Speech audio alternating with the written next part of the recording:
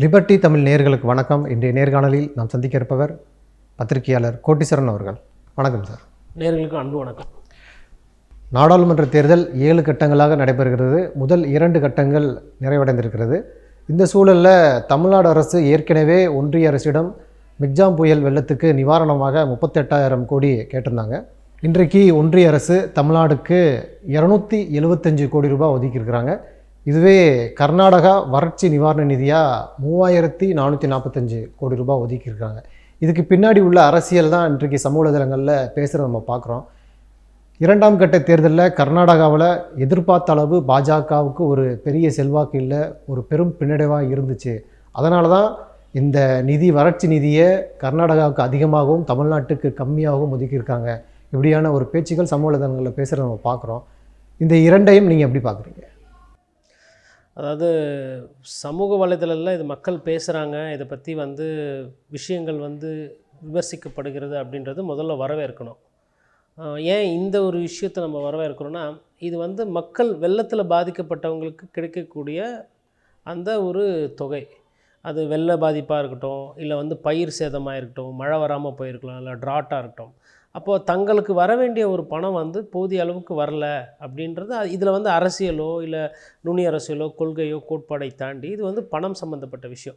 இந்த பணம் தமிழகத்துக்கு போதிய அளவில் வந்திருக்கா, கர்நாடகத்துக்கு எவ்வளோ போயிருக்கு அப்படின்னு அந்த ஒரு விமர்சனம் என்பது மக்களுக்கு அந்த தெளிவு இருக்குது, அந்த அவேர்னஸ் இருக்குதுன்னு நினைக்கும்போது ஒரு பத்திரிகையாளர்னா முதல்ல என்னோடய சந்தோஷம். இது ஒரு பேசுபொருளாக இருக்கிறது. இரண்டாவது, இதை எதை வைத்து நீங்கள் பார்க்கணுன்னா, நேற்று தேர்தல் நடந்திருக்கு. நேற்று தேர்தல் நடந்த ஒரு அந்த 88 பாராளுமன்ற தொகுதிகளில் பார்த்திங்கன்னா ஒரு 5 விகிதாச்சாரம் வாக்கு குறைந்து உள்ளது. இந்த 5 விகிதாச்சாரம் குறைந்துள்ள தொகுதிகள் எங்கே அதிகமாக இருக்குதுன்னு பார்த்திங்கன்னா உத்தரப்பிரதேசம், மகாராஷ்டிரம், கர்நாடகம். இந்த கர்நாடகா, மகாராஷ்டிரா, உத்தரப்பிரதேசம் பார்த்திங்கன்னா கடந்த தேர்தலில் 2019 பாரதிய ஜனதா கட்சிக்கு அதிகமான வாக்குகளை கொடுத்த மாநிலங்கள். அப்போது பாரதிய ஜனதா கட்சி அதிகமாக வாக்கு வாங்கின மாநிலம் ராஜஸ்தானம் உட்பட. அந்த இடத்துலே வாக்கு விகிதாச்சாரம் குறையுதுன்னா அப்போ என்ன அர்த்தம்னா, மக்களுக்கு ஒரு பெரிய கோபம் இருந்தால் ரொம்ப அதிகமாக போய் வாக்கு போடுவாங்க. இப்போ நம்ம திருப்பூரா எடுத்துக்கலாம், மணிப்பூர் எடுத்துக்கலாம். அங்கெல்லாம் பார்த்திங்கன்னா 78-80 விழுக்காடு கிட்டத்தட்ட போகுது. இன்னும் அடுத்த ஃபேஸ் வரும்போது மேபி 80 விழுக்காடு கூட தாண்டி போகலாம். அசாமும் அதிகமான போலிங்காக இருக்குது. அப்போ என்னென்னா, மக்கள் எங்கெல்லாம் ஒரு கொதிநிலையிலே ஒரு பாதிப்புக்குள்ளாக இருக்காங்களோ, வெஸ்ட் பெங்கால் அதே மாதிரி. வெஸ்ட் பெங்கால்லையும் பார்த்திங்கன்னா உங்களுக்கு NRC, CAA போன்ற அந்த விஷயங்கள், சந்தேஷ்காலி, பாஜகவுக்கு எதிரான ஒரு நிலைப்பாடு, திரிணாமுல் காங்கிரஸ்க்கு எதிரான நிலைப்பாடு, மக்கள் போராட்டங்கள், ஆளுகின்ற அரசை எதிர்த்து, மத்திய அரசை எதிர்த்து, இந்த மாதிரி பிரச்சனைகள்லாம் இருக்குது. இந்த மாதிரி எங்கெங்கெல்லாம் பிரச்சனை இருக்கோ அந்த இடத்துல எல்லாமே அதிகமான போலிங் இருக்குது. பிரச்சனை இல்லை, நாங்கள் இவங்களுக்கு ஓட்டு போட்டுட்டோம், ஆனால் இந்த முறை இவங்களுக்கு ஓட்டு போடுறதுக்கு எங்களுக்கு ஒரு பெரிய விருப்பம் இல்லை அப்படின்ற மாதிரி ஒரு சில மாநிலம்னு எடுத்தோன்னா கிட்டத்தட்ட இது உத்தரப்பிரதேசில் ரிஃப்ளெக்ட் ஆகுது. அதாவது போன முறை ஓட்டு போட்டாங்க, அதுக்கு முன்னர அதிகமாக ஓட்டு போட்டாங்க. யாருக்கு ஓட்டு போட்டாங்க? பாரதிய ஜனதா கட்சிக்கு போட்டாங்க. இந்த வாட்டி அதே மக்கள் வரல அப்படின்னா என்ன அர்த்தம்னா, உங்களுக்கு ஓட்டு போட்டு என்ன மாறப்போகுது, அதே தான், ராமர் கோயில் வேணும்னு கேட்டோம், கட்டி கொடுத்துட்டீங்க போதும் அப்படின்ற அந்த ஒரு மனநிலைக்கு போயிட்டாங்களோன்ற முதல் கேள்வி. ரெண்டாவது, அதே பேட்டர்ன் மகாராஷ்டிரத்துலையும் ரிஃப்ளெக்ட் ஆயிருக்கு. மகாராஷ்டிரமும் பார்த்திங்கன்னா போன தேர்தல் 2019-14 அதிகமாக வாக்குகள் போட்டாங்க, அவங்களும் ஓட்டு போடல. இப்போ தான் ரொம்ப முக்கியமான இடம் அந்த கர்நாடகா. கர்நாடகா பார்த்திங்கன்னா 28 சீட்டில் 26 சீட்டு பிஜேபி ஜெயிச்சிருந்தாங்க போனது. அந்த பிஜேபி நிற்கக்கூடிய அந்த 28 14 பாராளுமன்ற உறுப்பினருக்கு நேற்று தேர்தல். அங்கேயுமே பார்த்திங்கன்னா போலிங் கொஞ்சம் கம்மியாக இருக்குது. அதாவது பிரிஸ்க் போலிங் என்று சொல்லுவோம், அது மந்தமாகி பாரதிய ஜனதா கட்சி எங்கெல்லாம் வலுவான நிலையில் கடந்த தேர்தலில் 2 லட்சம் ஓட்டு, 2.5 லட்சம் ஓட்டு, 1.5 லட்சம் ஓட்டில் ஜெயிச்சாங்களோ அந்த இடத்துல வாக்கு விகிதாச்சாரம் குறையுது. அப்போ வாக்கு விகிதாச்சாரம் குறையுதுன்னா அதில் அடிப்படையான ஒரு விஷயம் என்னென்னா, மக்களுக்கு இந்த கட்சிகள் மீது, தேசிய கட்சிகளோ மாநில கட்சிகள் மீது இந்த ஆர்வம் குறைகிறது. அது முதல் பார்வை. இரண்டாவது பார்வை, வெயில் தாக்கம் அதிகமாக இருந்ததுன்னு சொல்கிறாங்க. அதே நீங்கள் பெங்களூர் போன்ற நகரங்கள் எடுத்திங்கன்னா, சென்னை எப்படி ஒரு மந்தமான ஒரு போலிங் போச்சோ அதே மாதிரி போயிருக்கு. இப்போ இது நடந்த சம்பவம். இதுக்கு பின்னாடி நடந்த அந்த சம்பவம் கர்நாடகத்துக்கு அதிகமான பணம் கொடுத்துருக்காங்க, தமிழகத்துக்கு கம்மியாக கொடுத்துருக்காங்க. நீங்கள் அவங்க பார்வையிலேருந்து பார்க்கணும். இதில் நம்ம இங்கே தமிழ்நாட்டிலேருந்து கர்நாடகத்துக்கு அவ்வளோவா, தமிழ்நாட்டுக்கு அப்படி கிடையாது. கர்நாடகத்துக்கு என்ன தேவையோ அது கொடுக்கப்பட்டுள்ளது. அதை நம்ம வரவேற்கணும் முதல்ல. ஏன்னா காவேரியில் தண்ணி இல்லை, தண்ணி பிரச்சனை அதெல்லாம் இருக்குது. பெங்களூரில் இன்றைக்கி குடிக்க தண்ணியில் அதை வரவேற்கிறோம். தமிழகத்துக்கு வர வேண்டிய டியூ வரலை அப்படின்னா ஆமாம் வரல, அது இப்போ இல்லை, எப்பயுமே வரல. நீங்கள் கர்நாடகமோ தமிழகமோ ரெண்டுத்துக்குமே இந்த பாதிப்பானது 2023 நடந்தது. 2023 இந்த டிசம்பர் முதல் வாரத்தில் தான் இந்த பிரச்சனைகள். ஒரு சில அந்த ட்ராட் என்பது அதற்கு முன்னாடியே வந்துடுச்சு, அந்த பஞ்சம் என்பது. ஏன்னா மழை இல்லை அங்கே. அப்போது ஒரு 5 மாத காலம், டிசம்பர், ஜனவரி, பிப்ரவரி, மார்ச், இப்போ நம்ம ஏப்ரல் எண்டில் இருக்கோம். 5 மாதம் ஒரு மத்திய அரசாங்கத்துக்கு 2 மாநிலத்தோட பிரச்சனை கண்ணுக்கு தெரியறதுக்கு 5 மாதம் ஆயிருக்கு. இப்போ ஒருத்தருக்கு ஹார்ட் அட்டாக்கு இல்லை வந்து கை கால் ஏதோ ஆகிப்போச்சு, நீங்கள் எப்போ 5 மாதம் கழித்து அவங்க இட்டுன்னு போய் மருத்துவமனையில் படுக்க போட்டு ஸ்டெட்டஸ்கோப்லாம் வச்சு அறுவை சிகிச்சை செய்வீங்களா? இல்லை அவங்களுக்கு எதனா ஆகாரம் கொடுப்பீங்களா? இல்லை அடிபட்ட உடனே கொடுப்பீங்களா? 2 மாநிலம் அடிபட்டு, ஒன்று கர்நாடகம், ஒன்று தமிழகம். கர்நாடகத்துக்கு இப்போ தேர்தல் நடக்கிற நேரம், அதனால் கொஞ்சம் அள்ளி கொடுத்துருக்கீங்க. தமிழகத்தில் தேர்தல் முடிஞ்சு போச்சு, அதனால் கிள்ளி கொடுத்துருக்கீங்க. ஃபஸ்ட்டு. 2வது, தமிழகத்தை பொறுத்தவரைலாம் நீங்கள் அள்ளி கொடுத்தாலும் கிள்ளி கொடுத்தாலும் நீங்கள் எங்களுக்கு கிள்ளி தான் வாக்கு போடுவீங்க, அதனால் நாங்கள் கம்மியாக கொடுக்குறோம் அப்படின்றது நீங்கள் அண்ணா காலத்தில் தான் இருக்கிற பிரச்சனை. தமிழகத்தை வஞ்சிச்சிருக்கிறாங்க. இன்னொன்று 270 கோடிலாம் ஒரு புயல் வெள்ளத்துக்கு கொடுக்குற காசே கிடையாது. நம்ம வந்து ரேஷன் அட்டை வச்சுருக்கவங்களுக்கு 500 ரூபா 1000 ரூபான்னு மாநில அரசாங்கம் கொடுக்குற காலம். நம்ம வந்து ஒரு மாநில அரசே இவ்வளோ செய்ய முடியும், இந்த அளவுக்கு பண்ண முடியும்னு சொல்லிட்டு தமிழகம் வந்து தொடர்ந்து பார்த்திங்கன்னா எடுத்துக்காட்டு. அது அதிமுக ஆட்சியாகட்டும் இல்லை திமுக ஆட்சியாகட்டும், 5000 ரூபா வெள்ள நிவாரண நிதி இந்த பிடிச்சிக்க, அவங்க கொடுக்குறது அவங்க கொடுக்கும்போது பார்த்துக்கிறான். கடன் சுமையாக நான் ஏற்றுக்கிறேன். கடன்காரன் ஆயிடுச்சு, கடமாயிடுச்சின்னு சொல்கிறாங்களே, கடன் யாருக்கு வாங்கினாங்க? மக்களுக்கு தானே வாங்கினாங்க. அதை அப்படி பார்க்கணும். இது இப்போ கர்நாடகத்துக்கு வரும். அவங்களுக்கு வந்து அதிகமான காசு கொடுத்துருக்காங்க. அதற்கு நிறைய காரணங்களும் இருக்குது, அங்கே தேவையும் இருக்குது. அவங்க வந்து இப்போ கர்நாடகத்தில் ஓட்டு வாங்கினா தான் அவங்களுக்கு தென்னிந்தியாவில் சீட்டே கிடைக்கும். 130 சீட்டில் அவங்களுக்கு கிட்டத்தட்ட ஒரு 35-40 சீட்டில் தான் அவங்களுக்கு வெற்றி வாய்ப்பே இருக்குது.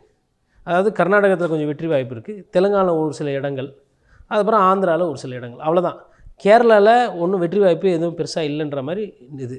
தமிழகத்தை பொறுத்தவரை அவங்க 15 விகிதாச்சாரம் 18 விகிதாச்சாரம் வளர்ந்துட்டோன்னு சொல்லிட்டு இருக்காங்க. இந்த 18 விகிதாச்சாரம் வாக்காக மாறி அந்த வாக்கு வெற்றி வாய்ப்பு கொடுக்குமான்னு அது ஒரு கேள்விக்குறி. அப்போ இதை வைத்து பார்க்கும்போது என்னென்னா, இப்போ திடீர்னு ஏன் இந்த அவசரம்? காரணம் என்னென்னா, கர்நாடகத்தில் காங்கிரஸ் கட்சி வந்து வழக்கு ஒன்று தொடர்ந்துருக்குறாங்க. ஒன்று. 2வது, அங்கே பிரச்சாரம் என்பது என்னன்னாங்கன்னா, இங்கே குடிக்க தண்ணி இல்லாமல் கஷ்டப்பட்டுக்கிட்டு இருக்கோம், இவன் நிவாரணம் கொடுக்கலாமா வேணாமான்னு சொல்லிட்டு வந்து வாக்குறுதி கேட்டுக்கிட்டு தேர்தலில் ஓட்டு கேட்டுக்கிட்டு இருக்கிறாங்க அப்படின்னு அங்கே அந்த 2வது பிரச்சனை. 3வது பிரச்சனை, ரொம்ப முக்கியமான பிரச்சனை, வாக்கு விகிதாச்சாரம் குறையுது. ஆல்ரெடி எதிர்பார்த்த அளவுக்கு போலிங்க்கு மக்கள் வரல, ஓட்டு போட வரல. அப்போ அடுத்த கட்ட தேர்தல்லையும் மிச்சம் இருக்கிற அந்த 14 தொகுதியிலையும் வாக்கு விகிதாச்சாரம் கூடலை அப்படின்னா, ஒரு க்ளோஸ் ஃபைட்டு, டைட் கார்னர் ஃபைட்டில் குறிப்பாக சொல்லணும்னா காங்கிரஸ் கட்சி அங்கே நன்றாக செலவு செய்கிறது, பாரதிய ஜனதா கட்சியை விட அதிகமாக செலவு செய்து களத்தில் வேலை பார்க்குறாங்கன்றது தகவல் நமக்கு வர. ராகுல் காந்தியுடைய பிரச்சாரம் ஒரு பெரிய முக்கிய காரணமாக பார்க்கப்படுது இல்லையா? ராகுல் காந்தி அவர்கள் வந்து ஒரு சொம்பை தூக்கி காட்டுறாரு, பாரதிய சொம்பு பார்ட்டி அப்படின்னு ஒரு பேரை வச்சு அதை இது பண்ணுறாரு. தொடர்ந்து கர்நாடகா முழுவதுமே சொம்பு பாஜகனே ட்ரெண்ட் ஆகுறத பார்க்குறோம். அதற்கு பிறகு தான் கர்நாடகாவுக்கு அந்த வரி, நிதி இது போன்ற விஷயங்கள்லாம் வருதுன்னு பார்க்கலாமா? இல்லை, அது உண்மையிலே யார் அந்த ஐடியா கொடுத்தாங்களோ உண்மையிலே மனதார வரவேற்கிறோம். நீங்கள் வந்து அறிஞர் அண்ணா 20 வருஷத்துக்கு முன்னாடி என்ன சொன்னார், பேரறிஞர் பெரியார் என்ன சொன்னார், அதுக்கப்புறம் சுப்பிரமணிய பாரதியார் என்ன சொன்னார், இல்லை கர்நாடகத்தில் இருக்கக்கூடிய அந்த ஊர் ஒரு புலவர் என்ன சொன்னார்னு சொல்கிறத விட ஒரு சொம்பை தூக்கி காமிச்சு சொம்பில் ஒன்றும் இல்லை இதுதான் நீங்கள் சொம்பு பாஜகனுமோ அது என்ன ஆகிப்போச்சுன்னா வந்து ஒரு பெரிய பிரச்சாரமாக ஹிட் ஆகி போச்சு. அது இல்லாமல் என்ன பண்ணுறாங்கன்னா, எங்கெல்லாம் பிஜேபி கேண்டிடேட் வராங்களோ அங்கெல்லாம் காங்கிரஸ் ஒர்க்கர்ஸ் என்ன பண்ணுறாங்க, சொம்பு தூக்கிட்டு ஓடுறாங்க. இப்போ நம்ம தமிழகத்திலேருந்து காங்கிரஸ் கட்சியை பார்க்குறது வேறு, கர்நாடகத்தில் பார்க்குறதுல வேறு. நான் என்னோடய நண்பர்கள்கிட்ட தொடர்ந்து பேசிக்கிட்டு இருக்கேன். மைசூரு, தும்கூரு, மாண்டியா இந்த இடத்துலலாம் வந்து காசு விளையாடுது. காங்கிரஸ் கட்சி வந்து நாங்கள் திருப்பி வந்துட்டேன் சொல்லு, நான் என்ன பண்ண போகிறேன் பாரு அப்படின்ற மாதிரி அவங்களும், அதாவது இவங்க ஒரு யோகிதர் கட்சி போல் அதெல்லாம் காரணம்லாம் சொல்லுவாங்க, புனிதர் கட்சி போல் சொல்லுவாங்க. இந்த களத்தில் அங்கே அது கிடையாது. டிகே சிவகுமார் தண்ணியாக செலவு பண்ணுறாராம் காசு. அதாவது நீயா நானான்ற மாதிரி போகுது, சட்டமன்ற தேர்தல் மாதிரி மாறி இருக்குது. நீங்கள் அங்கே இருக்க விவிஐபி கேண்டிடேட்ஸாக பூரா இறக்கி விட்ருக்காங்க. பிஜேபி எப்படி செல்வந்தர்கள், முன்னாள் அமைச்சர்கள் அந்த மாதிரி ஆளுங்களெல்லாம் இறக்கி விட்ருக்கோம், அதற்கு சற்றும் குறையாத அளவுக்கு. ஆனால் ஆட்சிக்கு வந்துட்டாங்க. இப்போ சுரேஷ் ஒரு இடத்துல நிற்கிறாரு, சிவகுமார் அவங்க தம்பி. அதே மாதிரி பார்த்திங்கன்னா பங்காரப்பன் பழைய ஃபேமஸான நடிகர், அவரோட மகள் வந்து நிற்கிறாங்க. அதுக்கப்புறம் டிரான்ஸ்போர்ட் மினிஸ்டரோட அவங்க குடும்பத்துலேருந்து நிற்கிறாங்க, இன்னொரு மினிஸ்டரோட ஃபேமிலியிலேருந்து நிற்கிறாங்க. அப்புறம் சென்ட்ரல் பார்த்திங்கன்னா ஒரு சிறுபான்மையினர் கொடுத்துருக்காங்க, அவரும் கொஞ்சம் செல்வாக்கு அதிகமானவர். அப்புறம் பெங்களூர் சவுத்து பார்த்திங்கன்னா மிகப்பெரிய வியாபாரி ஒருத்தர் கொடுத்துருக்குறாங்க சீட்டு, அவர் பார்த்திங்கன்னா 700-800 கோடி வச்சுருக்கிறாரு. அப்போ எல்லாமே செல்வந்தர்கள் ஒரு பணம் பயங்கரமாக விளையாடிக்கிட்டு இந்த தேர்தலில் போது கூடவே ராகுல் காந்தியோட பிரச்சாரம், அதை தாண்டி அந்த சொம்பு பிரச்சாரம். போகிற இடம்லாம் சொம்பு தூக்கின்னு ஓடினா என்ன தான் பண்ணுவாங்க? உங்களுக்கு இதை விட ஒருத்தரை வந்து கிண்டல் பண்ணி ஒரு சொம்பு காலி ஒன்றும் இல்லை இதான்ப்பா நீ அப்படின்னும்போது திரும்பி பார்க்குறான், தண்ணி இல்லை, வேலை இல்லை, பிரச்சனை இல்லை. அதே சமயம் இவங்களுக்கு வந்து 5 விஷயங்கள் சொன்னாங்க. நாங்கள் வேலைவாய்ப்பு விஷயங்களுக்கு முக்கியத்துவம் கொடுப்போம், பெண்களுக்கு காசு கொடுப்போம் மாதம் மாதம், அதே மாதிரி வந்து இலவச பஸ் பாஸ் கொடுப்போம், இலவசமாக பெண்கள் பயணம் பண்ண, அதெல்லாம் இப்போ காங்கிரஸ் கட்சி அங்கே செய்து காட்டிருக்குது. அதனால் இந்த பிரச்சாரம் நிறைய வரும்போது இப்போ என்ன பண்ணுறது? கர்நாடகத்தில் போயிட்டு நீங்கள் வந்து சைனா பற்றி பெருசாக பேச முடியாது. இதே நீங்கள் ராஜஸ்தான், உத்தரப்பிரதேசம், பீகாரில் பேசலாம்.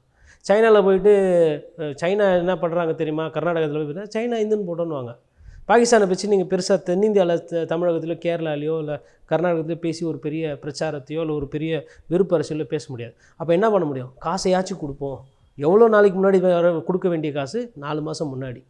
அதாவது இப்போது பேங்க்கில் நம்ம லோன் வாங்குகிறோம், அந்த இஎம்ஐ டேட்டு தாண்டி வந்தால் பேங்க்குக்காரன் நம்மளை எப்படி லோன்னு சாவடிக்கிறாங்க. ஃபோன் பண்ணி டியூ டேட்டுங்க, எஸ்எம்எஸ் அனுப்புகிறான், அப்புறம் 2 கால் பண்ணுவான், பணம் கட்டினதுக்கப்புறமும் விட மாட்டான்.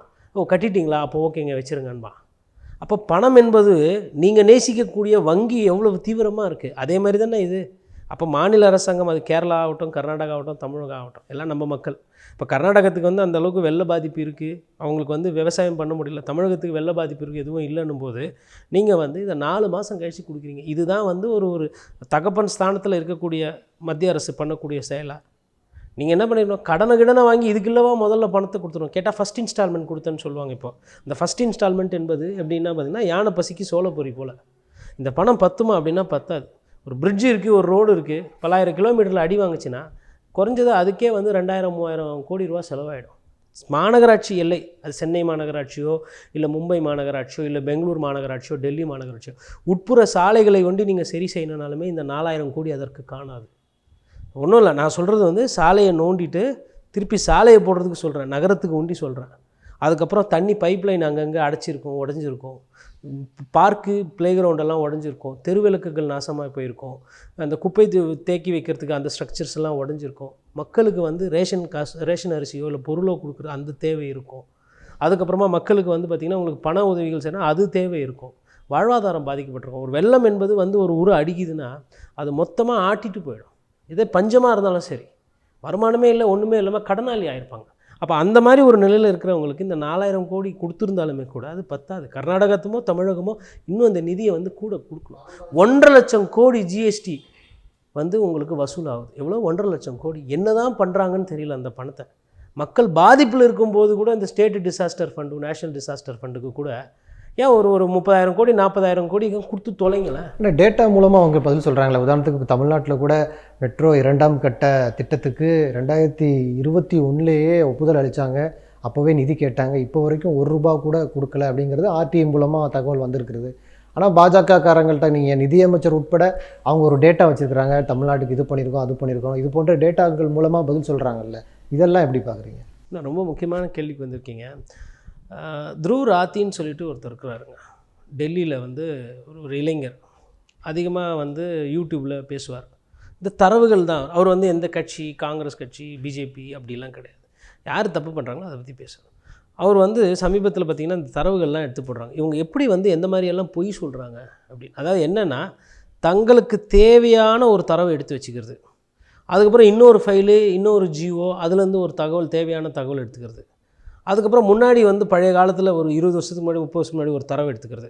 அப்போ பார்க்கும்போது என்ன ஆகிடும்னா, இந்த தகவலும் பழைய தகவலும் தரவை பார்க்கும்போது பழைய தரவோட இது வந்து அதிகமாக இருக்கும். உதாரணத்துக்கு ரயில்வேல அதிகமாக பயணம் பண்ணது 20 வருஷத்துக்கு முன்னாடி காங்கிரஸ் ஆட்சி காலத்தில் எவ்வளோ பேர் பயணம் பண்ணாங்க, இப்போ பாருங்கள் பிஜேபி காலத்தில் எவ்வளோ பேர் பயணம் பண்ணாங்க. ட்ராக்கு போட்டிருக்கு, ரயில்வே வண்டி ஓடுது, அதிகமாக காசு வாங்குகிறோம், வந்தே பாரத், சந்தா விட்டா சந்தே பாரத், அந்த மாதிரி ஏதோ ஒன்று பேரை ஒன்று வச்சு, கரீபத்துன்னு இருந்தது அதுக்கு பேரை மாற்றி இது பண்ணிங்க, துரந்தோன்னு வச்சிங்க, சதாப்தின்னு வச்சிங்க, ஜன் சதாப்தி வச்சிங்க, மாறி மாறி வச்சிங்க, காங்கிரஸ் வச்சிங்க, பிஜேபி வச்சிங்க, ரைட்டு. ஆனால் காசு வாங்கிட்டு தானே கொடுத்தீங்க. என்ன இனாமா நாங்கள்லாம் ஏறி போனோமா, இல்லை மக்களுக்கு வேறு அதனால் எதனா வந்து பெரிய ஆதாயம் எதனா இருக்கா? நீங்கள் வியாபாரம் பண்ணுங்கள், கூட கொஞ்சம் சலுகை கொடுத்தீங்க, அந்த சலுகையும் பிச்சுக்கிட்டீங்க. இப்போ என்ன பண்ணுறாங்கன்னா, அந்த தகவலையும் இந்த தகவலையும் ஒப்பிட்டு பேசுவது. அப்புறம் அன்றைக்கி பேங்க்கோட எண்ணிக்கை என்ன, இன்றைக்கி வங்கிகளோட எண்ணிக்கை என்ன. அன்றைக்கி வந்து இவ்வளோ லோன் கொடுத்தாங்க காங்கிரஸ் ஆட்சிக்காரர், இன்றைக்கி இவ்வளோ லோன் கொடுத்தாங்க. அன்றைக்கி ஒருத்தருக்கு வந்து 10,000 வருமானம் இருந்ததுன்னா 7 வருஷம் கழிச்சு அது 17,000 ஆகணும். அதுதான் கணக்கு, அதுதான் எக்கனாமிக்ஸ், அதுதான் இன்ஃப்ளேஷனை பேட்ச் பண்ணும். 7 வருஷம் கழிச்சும் அந்த காம்பவுண்டிங்கில் அந்த பணம் வந்து 2 மடிப்பு வருமானம் ஏறலைன்னா நீங்கள் வெட்கி தலை குனியணும். ஒருத்தர் 10,000 சம்பாதிக்கிறாருன்னா அவருக்கு 7 விழுக்காடு ஆட்டோமேட்டிக்காக 7 வருஷத்தில் ஏறிடும். அந்த சம்பளம் என்பது டபுள் ஆயிடும். 10,000 சம்பாதிக்கிறோம், 20,000 சம்பளத்துக்கு 7 வருஷம் 8 வருஷத்தில் போயிடணும். அப்போ தான் பொருளாதாரம் சீராக இருக்குன்றது பொருள். இது வட்டி வியாபாரம் பண்ணுறவங்க கூட சொல்லிடுவாங்க. அப்போது நீங்கள் அதை சரியாக பண்ணாதனால தான் அந்த 2 தனிநபர் வருமானமே கூடலை. ஆனால் உங்களுக்கு இந்த தரவுகள்லாம் எங்கேருந்து வருது? இப்போ பசுமை இதில் தரவில் கம்மியாக இருக்கீங்க. அதை பற்றி உங்களுக்கு தரவுகள் எதனா நீங்கள் பேசுகிறீங்களா? பேச மாட்டேன்றீங்க. தனிநபர் வருமானம் ஏறி இருக்கா அப்படின்னா அதை பற்றி பேச மாட்டேங்க. நான் ஜிடிபி பற்றி பேசுகிறீங்க. ஜிடிபின்றது ஒட்டுமொத்த பணக்காரர்கள் ஏழைகள் எல்லாம் சேர்ந்து ஏறுறது. அம்பானிக்கு அதானிக்கு பணம் ஏறுது அப்படின்னா அது சாமானியனுக்கு அது வராது. சாமானியனுக்கு என்னவோ அது சாமானியருக்கு, பணக்காரர்களுக்கு என்னமோ அது பணக்காரர். உலக தரவரிசையில் இந்திய பணக்காரர் ஆகிட்டே போகிறாங்கன்றத எது இப்படி இந்தியா வளர்ச்சின்னு நீங்கள் எடுத்துக்குவீங்க? அதனால் இந்த தரவுகள்லாம் இவங்க என்ன பண்ணுறாங்கன்னா எடுத்துக்கிட்டு ஃபேக் வீடியோ நிறைய போடுறது. வாட்ஸ்அப்பில் நிறைய பேர் சேர்த்துட்டு ஒரு குரூப் மாதிரி வச்சு, லேபு மாதிரி வச்சு டெய்லி திணிக்கிறது. உங்களுக்கு ராஜஸ்தானில் இந்த மாதிரி ஆச்சு. பீகாரில் ஒரு வீடியோ ஒன்று வந்தது. என்னென்னா பீகார்லேருந்து இங்கே வரவங்கள இங்கே இருக்கக்கூடிய தமிழர்கள்லாம் அடித்து தெருத்துறாங்க அப்படின்ற மாதிரி. அதுக்கப்புறம் இங்கேருந்து தமிழக காவல்துறை போய் கைது செய்தாங்க. அப்புறம் பார்த்தா போலியான வீடியோ. இந்த மாதிரி போலியான விஷயங்கள். அதுக்கப்புறம் ராஜஸ்தானில் ஒரு கோயிலை இடிச்சிட்டாங்க. அங்கே காங்கிரஸ் ஆட்சி காலத்தில் இருக்கிறதால ஒரு மந்திரை இடிச்சிட்டாங்கன்னு. அப்புறம் பார்த்தா அது வெள்ளத்தில் பாதிக்கப்பட்டது அந்த கோயில். அதையும் போட்டாங்க. அதையும் அதை ஃபேக்குன்னு கண்டுபிடிச்சி போட்டாங்க. அப்போ இதை மாதிரி ஒரு டெய்லி இப்போ நீங்கள் அவங்களெல்லாம் கன்வின்ஸ் பண்ணவே முடியாது. இப்போது பாரத பிரதமர் மோடி அவர்களை பாராட்டி பேசுபவர்களோ தூக்கி பிடிக்கிறவங்க கிட்ட போய் நீங்கள் பேசவே முடியாது. ஏன்னா அவங்க என்ன பண்ணுவாங்கன்னா, இல்லை நீங்கள் இப்படி கேளுங்க, அவங்களுக்கு என்ன சொல்ல வராங்களோ அவர்களை நீங்கள் பாவமாக தான் இருக்கும் பார்க்கும். அவர்கள் மீது நம்ம கோவப்படக்கூடாது. அவர்கள் மூளை செலவை செய்யப்பட்டிருக்கிறார்கள். இப்போ இன்றைக்கி மோடி அவர்களே விமர்சனம் பண்ணுறோம். நாளைக்கு ராகுல் காந்தி பிரதமர் ஆனால் நம்ம அவருக்கு செல்லமாக பேசுவோம். இதை விட அதிகமாக விமர்சனம் பண்ணுவோம். நம்மளோட நோக்கம் என்ன? யார் ஆட்சியில் இருக்கிறாங்களோ அவர்கள் மீது கேள்வி கேட்கணும். அப்போ மக்களும் அதே தான் நினைக்கணும். மக்கள் ஏன்னா உங்கள் பணத்தில் தான் அவங்க ஆட்சி அமைக்கிறாங்க. ஆனால் ஒரு பாதி மக்களை என்ன பண்ணுறாங்கன்னா, நீங்கள் ஓட்டு போடலன்னா இந்துவே இல்லை, நீ எனக்கு ஓட்டு போடலன்னா இந்துவே இல்லை, இந்தியனே கிடையாது, நீ இந்தியர் கிடையாது, நீ சைனா ஏஜென்ட்டு, நீ பாகிஸ்தான். இது என்ன அரசியல் இது? இதுதான் 10 வருஷமாக பண்ணி பண்ணி பண்ணி மக்களை கொஞ்சம் ஏமாந்தால் சாதி ரீதியாக, மத ரீதியாக, இன ரீதியாக, மொழி ரீதியாக பிரிச்சுருது. அப்போ இதை பண்ணி பண்ணி பண்ணி பண்ணி ஆட்சி. இதுக்கு இன்னொரு உதாரணம் சொல்கிறேன். ஒரிசாவில் போயிட்டு ஐயா அமித்ஷா சொல்கிறாரு, ஒரிசாவை முதன்மை மாநிலமாக ஆக்குறேன் அப்படின்றார். சரி, ஒரிசாவை முதன்மை மாநிலமாக ஆக்குறீங்கன்னா அப்போ உங்களுக்கு ஓட்டு போட்ட குஜராத்தை என்ன 2ஆம் தரமாக ஆக்க போகிறீங்களா? 3ஆம் தர மாநிலமாக ஆக்குவீங்களா? இல்லை ஓட்டே போடாத தமிழகத்தோட நிலை என்ன? நாட்டை விட்டு தள்ளி வச்சுருவீங்களா? காசுலாம் கொடுக்க மாட்டிங்களா? அப்போ இவர்களோட அந்த பிரச்சாரம் என்பது வாட்ஸ்அப் யூனிவர்சிட்டிஸில் ஒரு தவறான ஒரு தரவு ஏதோ ஒன்றத்தை திணிக்கிறது, போட்டு அதை ஒரு லட்சக்கணக்கில் கோடிக்கணக்கில் அனுப்புறது. அவங்களும் என்ன பண்ணுறாங்க, அது தவறாக கரெக்டாக, அது உண்மையாக பொய்யா பார்க்குறதே கிடையாது. அச்சு விட்றது, டீ கடையில் பேசுகிறது, முடிவெட்டுற கடையில் பேசுகிறது, சமூக வலைத்தளத்தில் பேசுகிறது, மெயில் அனுப்புறது. ஆஃபீஸ்லேயே பாருங்கள், அவங்க அந்த ஒரு எதிர்நிலை. ஒரு அரசியல் என்பது ஆரோக்கியமான ஒரு நிலை இல்லை. இப்போ உதாரணத்துக்கு 15 லட்ச ரூபா வங்கியில் போடுவாங்கன்னு சொல்லி ஒரு பிரச்சாரம் இருக்கப்பட்டது. ஆண்டு வருமானம் தனிநபருக்கு அந்த வருமான வரி என்பது ஒரு 5 லட்சம் இல்லை 7 லட்சம் வரலும் ஏற்றப்படும், அது குறைக்கப்படும், வரிச்சலுகைகள் கொடுக்கப்படுன்ற மாதிரி பேசிட்டாங்க. இப்போ நீங்கள் போய் யாருக்கிட்டனா கேளுங்களேன், அப்படிலாம் சொல்லவே இல்லைங்க, அப்படிலாம் பேசவே இல்லைன்னுவாங்க. யாருமே பேசாமல், யாருமே பிரச்சாரம் பண்ணாமல் இப்படி ஒரு 15 லட்ச ரூபான்ற ஒரு விஷயம் மக்கள் மனசில் எப்படி வந்துச்சு? சத்தியமாக காங்கிரஸ் ஆட்சியில் இருக்கிற காலத்தில் அவங்களே இந்த மாதிரி செல்ஃப் கோல் போட்டுக்க மாட்டாங்க. நாங்கள் அவங்களுக்கு 15 லட்ச ரூபா அக்கௌண்ட்டில் போடுறோம். காங்கிரஸ் ஆட்சியில் இருக்கும்போது அது பண்ணுமா? எந்த கட்சினா ஆட்சியில் இருக்கும்போது பெட்ரோல் விலையை குறைப்பேன், சிலிண்டர் விலையை குறைப்பேன், பணம் கொடுக்குன்னு சொல்லுமா? சொல்லாது. எதிர்கட்சி தான் சொல்லும். அப்போ சொன்ன கட்சி எந்த கட்சி? ஃபஸ்ட்டு கேள்வி. சரி, பொதுமக்கள் எல்லோரும் காமன், ரைட்டா? 15 லட்ச ரூபா இப்போ ஐயா மோடி வங்கியில் போடுறாருன்னா மோடி ஆதரவாளர்கள் அது கசக்குமா? அந்த பணம் வேணாவா? ஏன் புரிதலே இல்லாமல் நீங்கள் பண்ணுறீங்க? ஒருத்தர் சொல்கிறாருங்க, 5000 ரூபா சிலிண்டர் ஆனால் கூட பரவாயில்ல, நான் மோடிக்கு தான் ஓட்டு போடுவேன்றாரு. அப்போது அவர்கிட்ட நீங்கள் என்ன பண்ணணும்? 2 விதம் பண்ணலாம். ஒன்று, ஐயாவை கூட்டு போய் மருத்துவமனையில் எதனா ஒரு ட்ரீட்மெண்ட் கொடுக்கலாம். இல்லைனா அவர் இருக்க வேண்டிய இடம் இந்தியா கிடையாது. ஏன்னா நமக்கு வருமானம் கம்மி, இங்கே வெயில் அதிகம், வருமானம் கம்மி, மழை வேறு பெய்ய மாட்டேங்குது, வேலை வாய்ப்பு இல்லை, பேங்க்குக்காரங்க வேறு எஸ்எம்எஸ்க்கு அமிச்சா கூட காசு வாங்கிக்கிறாங்க, சுங்கவரி போனால் அது பாட்டுன்னு ஏறிக்கிட்டே போகுது, இவ்வளோ பிரச்சனை இருக்குது சாமானியனுக்கு. அவர் சொல்கிறாரு 5000 ரூபா இருந்தால் கூட நான் வாங்குவேன்றாரு. அப்போ எதுவாக இருந்தாலும் எனக்கு அப்புறம் இன்னொன்று அதிகமாக பகிரப்படுறது, முஸ்லீம்கள் எல்லாமே இஸ்லாமிய நாடாக இவ்வளோ நாடாக ஆக்கியிருக்காங்க, கிறித்துவர்கள் இவ்வளோ கிறித்துவ நாடாக ஆக்கியிருக்காங்க, ஹிந்துக்களும் எதனா ஒரு நாடு இருக்கா?